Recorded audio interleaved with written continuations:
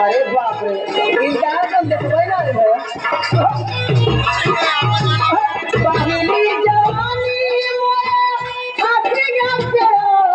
आई आखिया पे आई आखिया पे आई अरे प्रधान जी याद रहे